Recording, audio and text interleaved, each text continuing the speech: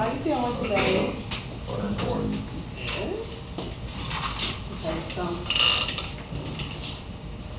the human right to water is the fundamental right to life and livelihood. The imperatives to meet basic human water needs are more than just moral. They are rooted in justice and law and the responsibilities of individuals and governments. Daily life is governed by certain assumptions that drinking water is clean, highways can take us anywhere we want to go, and bridges are safe. Yet much of the infrastructure in the United States was put in place long ago and is now in urgent need of restoration.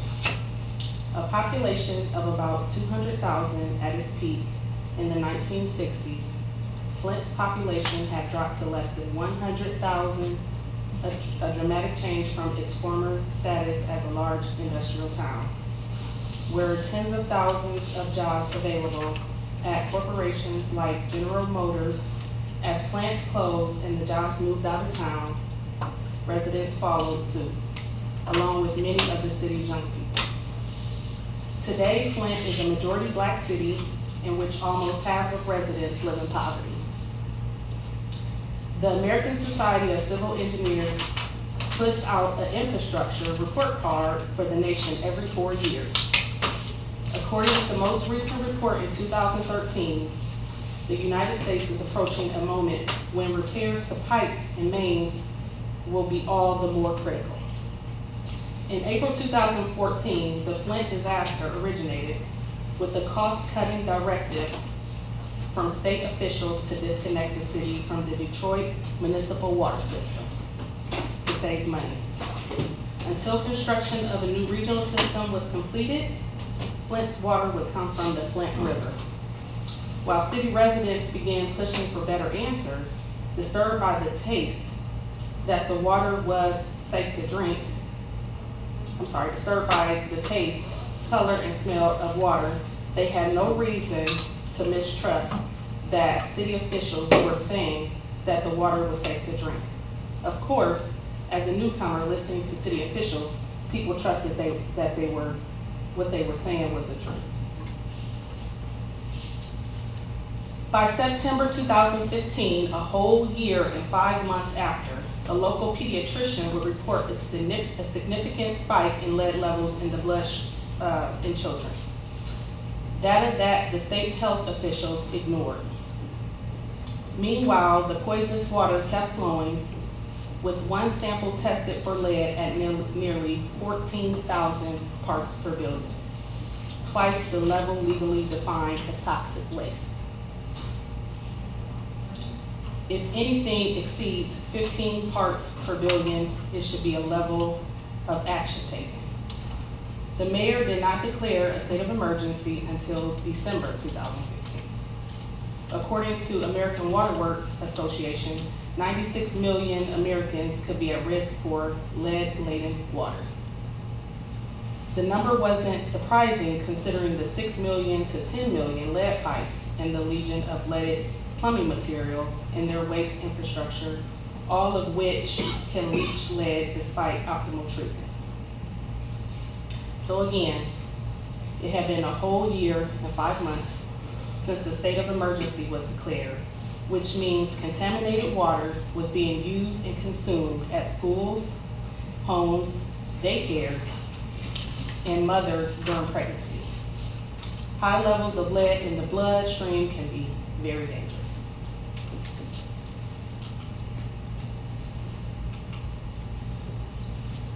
So lead affects, this is, lead, how it affects the human body. In the brain, it can cause memory loss, a lack of concentration, headaches, irritability, and depression. In the digestive system, it can cause constipation, nausea, and poor appetite. It can also lead, in the nervous system, numbness and pain in the extremities. Cardiovascular, it could lead to high blood pressure, kidney, and also cause reproductive issues, which in men, it can cause abnormalities and infertility. In children, it could cause decreased bone and muscular growth, behavior problems, hearing loss, and learning disabilities.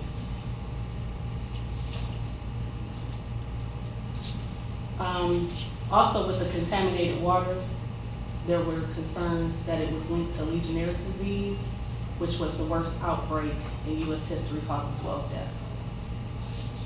As far as Legionnaire's disease, it's a type of pneumonia caused by bacteria. You can usually get it by breathing in mist from water that contains the bacteria.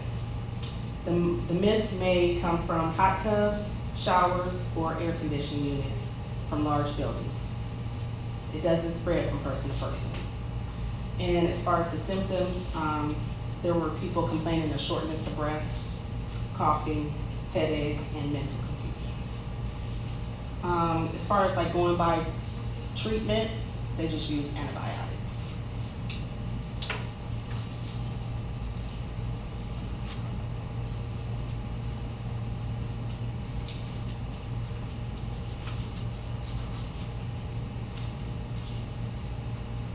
So there was environmental injustice, endangered families for 18 months. In doing my research, I found that there was a city in Philadelphia, also Mississippi, that before certain agencies went out to get tested, like for the water to have an inspection, the agency would flush the pipes. So that the next day, the lead wouldn't show.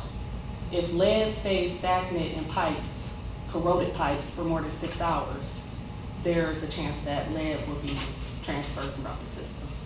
So what they would do was flush the system the night before so it wouldn't show. God bless America. That's the way you live. That's life.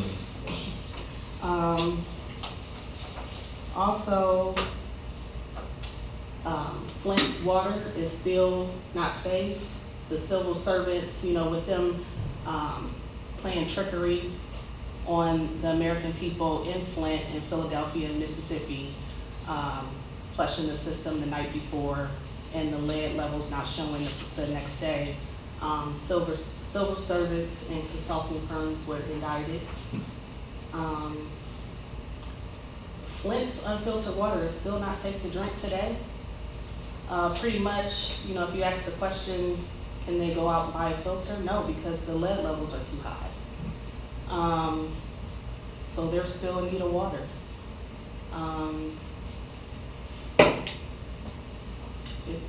It's sad that we live in a world like this. It's like we're not in a third world country, so we shouldn't have to suffer like this. And they're not the first. There's thousands of other cities that will face this in the near future. It's hundreds of pipes that need repair, that were built years ago. So people are held hostage in their homes because, with the piping systems and the needing repair and the contaminated water, they can't sell their homes. So they're forced to live there. So the only way they feel like they could get out of their homes is to burn them and collect their insurance money. So, which is sad.